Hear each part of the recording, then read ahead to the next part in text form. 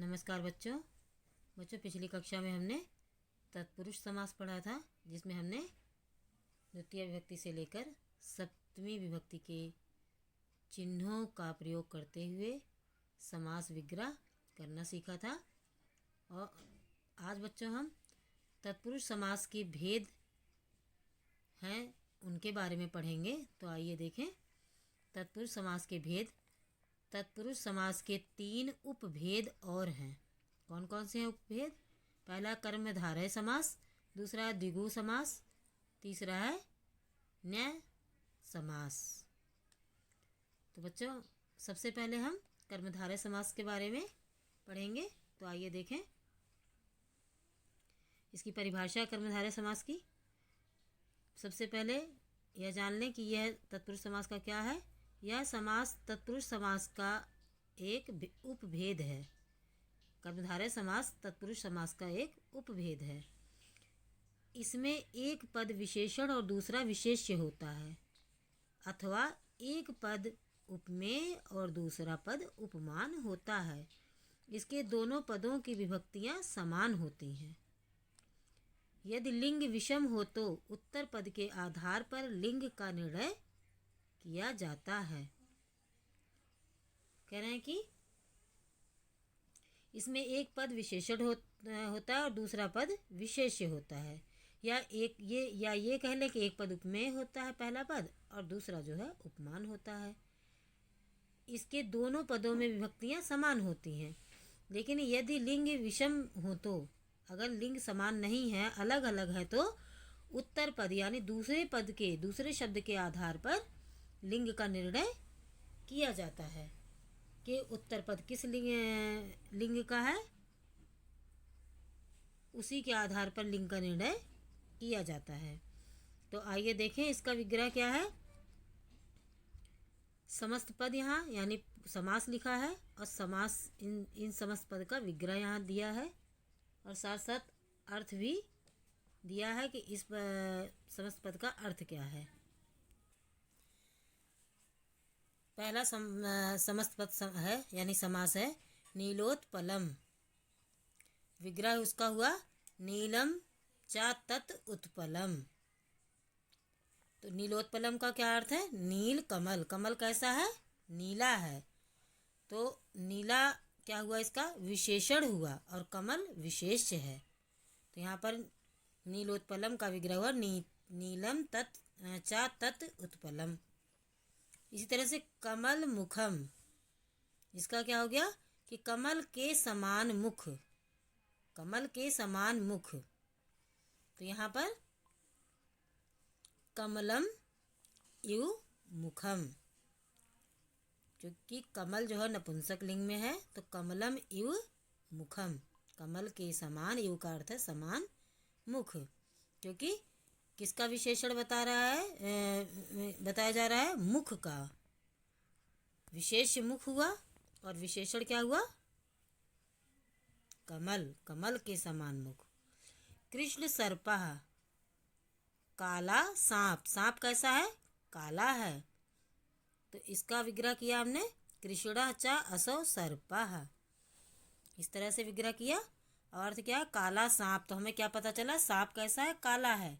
तो सांप विशेष्य हुआ और काला शब्द जो है वह विशेषण हुआ। तो यहाँ पर कृष्णाचा असो सर्पः, इस तरह से विग्रह किया। अगला समास है द्विगु समास। यह भी उपभेद है बच्चों तत्पुरुष समास का।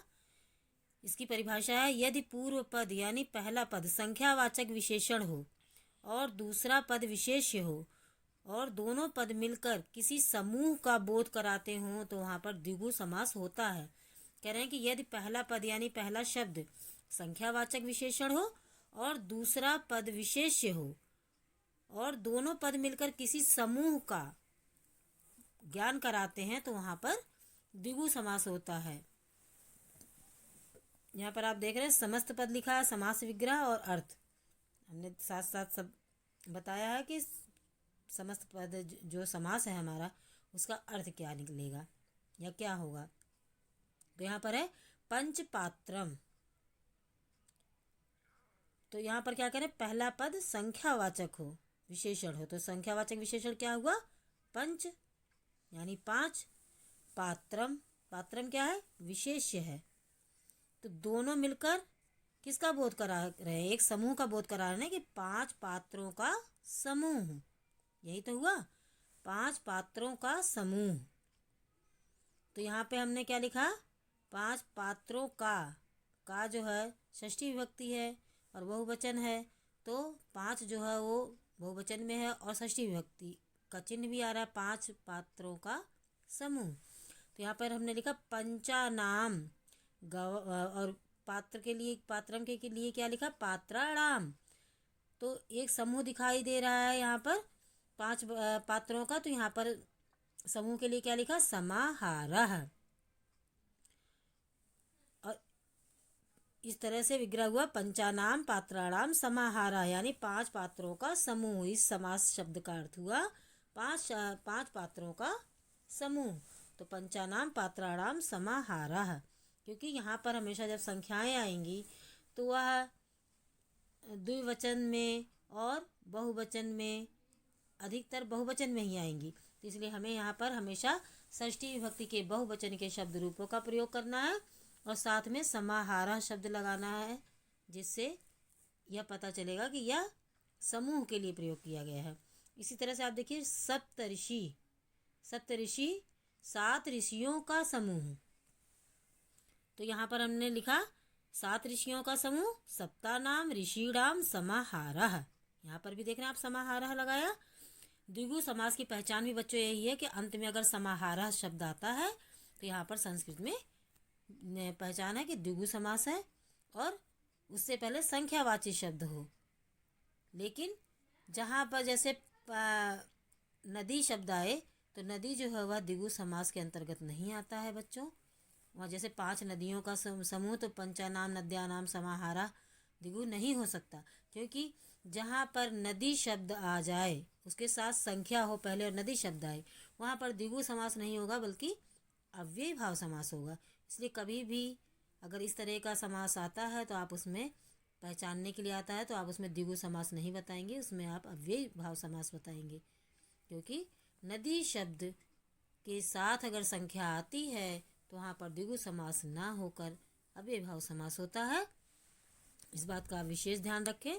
अब यहाँ पर आपको मैंने बता दिया कि हमेशा जो है समाहारः शब्द विग्रह करने पर द्विगु समास में आएगा, तो आप इस बात का ध्यान रखें। और षष्ठी विभक्ति के बहुवचन में ही विग्रह भी किया जाएगा दोनों पदों का।